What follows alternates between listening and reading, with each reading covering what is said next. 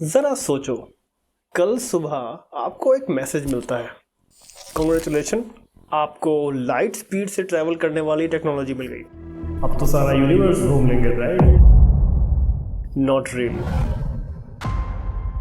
Unfortunately universe को हमारी excitement से कोई फर्क नहीं पड़ता। प्रॉब्लम ये है कि यूनिवर्स बहुत ही ज्यादा बड़ा है।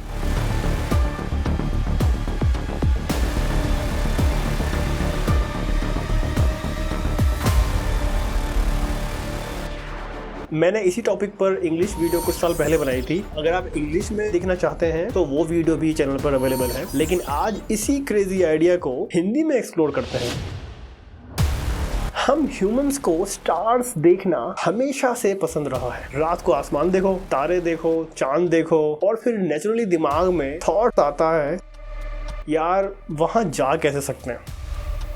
पहले हमने चांद तक पहुंचने का सपना देखा, फिर मार्स, फिर दूसरे प्लैनेट, और अब हम लिटरली दूसरे स्टार सिस्टम तक पहुंचने की बात कर रहे हैं। एम्बिशन देखो हमारा। लेकिन यूनिवर्स का साइज देखो।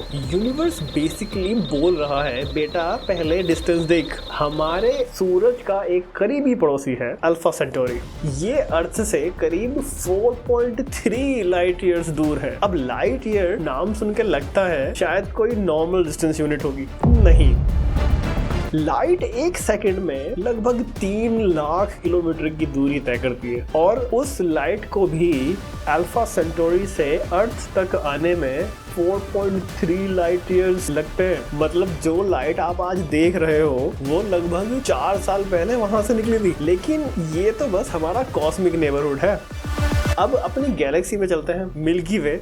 हमारी गैलेक्सी लगभग 1 लाख लाइट ईयर्स तक फैली हुई है। 1 लाख मतलब थियोरेटिकली अगर आप लाइट की स्पीड से ट्रैवल कर सको, अगर पॉसिबल भी हुआ, तो भी गैलेक्सी को क्रॉस करने में लगभग 1 लाख साल लगेंगे।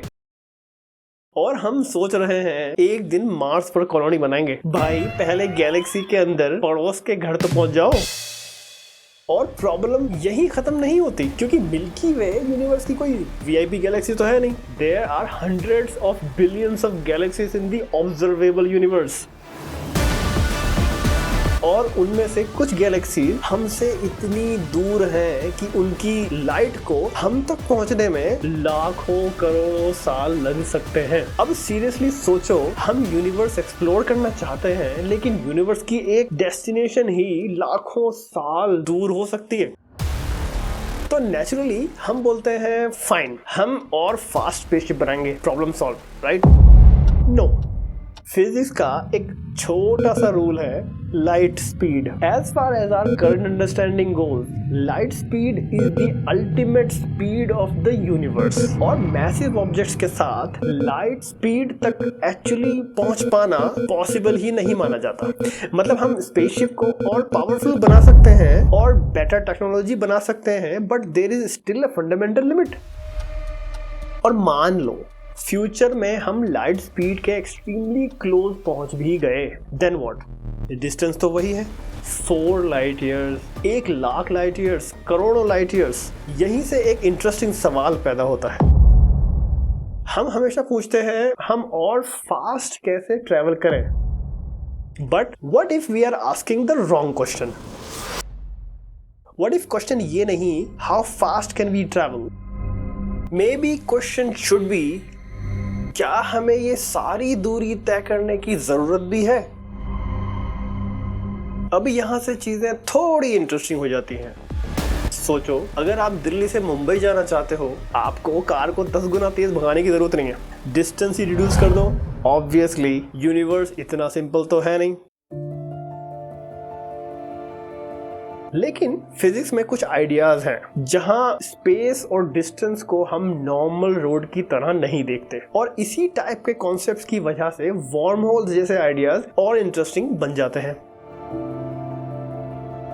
क्योंकि ये हमें एक अलग सवाल पूछने पे मजबूर करते हैं। व्हाट इफ यूनिवर्स में कोई ऐसा शॉर्टकट एग्जिस्ट करता हो जहां आपको पूरी दूरी तय करने की जरूरत ही ना पड़े? What if 2 extremely distant places किसी डीपर लेवल पर कनेक्टेड हो? हम अभी नहीं जानते, and that is the exciting part. Because science का सबसे इंटरेस्टिंग पार्ट ये नहीं कि हमें सब पता है, बल्कि इंटरेस्टिंग पार्ट ये है कि हमें अभी क्या नहीं पता। अगर थोड़ा और करीब से देखा जाए तो हम खुद भी इसी यूनिवर्स का पार्ट हैं। हमारी बॉडीज के एटम्स, स्टार्स के एटम्स सब इसी कॉस्मिक स्टोरी का पार्ट हैं। तो क्या पता जो चीजें हमें पूरी तरह अलग और अनंत दूर दिख रही हो, उनके बीच कोई डीपर कनेक्शन हो जिसे हम अभी तक समझ नहीं पाए। शायद ये ब्रह्मांड हमसे सबसे तेज भागने वाली मशीन नहीं बनवाना चाहता, शायद वो चाहता है कि हम स्पेस को समझें। बिकॉज मे बी यूनिवर्स की बिगेस्ट प्रॉब्लम स्पीड नहीं है, डिस्टेंस है, और शायद इसका सॉल्यूशन भी स्पीड नहीं है। सबसे बड़ा ब्रेक थ्रू ये नहीं होगा कि हम सबसे तेज चलने वाला स्पेसशिप बना लें, शायद वो ये होगा कि हम वहां पहुंचने का कोई दूसरा रास्ता ढूंढ लें। And if that sounds crazy, good, क्योंकि यहीं से बेहद दिलचस्प सवाल पैदा होते हैं। मैं हूं रुबीन और हम यहाँ सिर्फ जवाब ढूंढने नहीं आते, सवालों को और बड़ा बनाने आते हैं। बिकॉज समटाइम्स एक इम्पॉसिबल क्वेश्चन पूरी दुनिया का पर्सपेक्टिव चेंज कर सकता है। और आपको ऐसे क्वेश्चंस इंटरेस्टिंग लगते हो तो चैनल को सब्सक्राइब करना ना भूलें। मैं ऐसे ही इंटरेस्टिंग और माइंड बेंडिंग टॉपिक्स लेकर आपके सामने आता रहूंगा। और हाँ, आपका सपोर्ट जेन्युइनली मैटर करता है एंड इट रियली इंस्पायर्स मी। अगर आपको ये सोच मजेदार लगी, share it with someone who loves science, space, क्योंकि सवाल पूछने के लिए अभी काफी यूनिवर्स बाकी है। One impossible question at a time, keep wondering.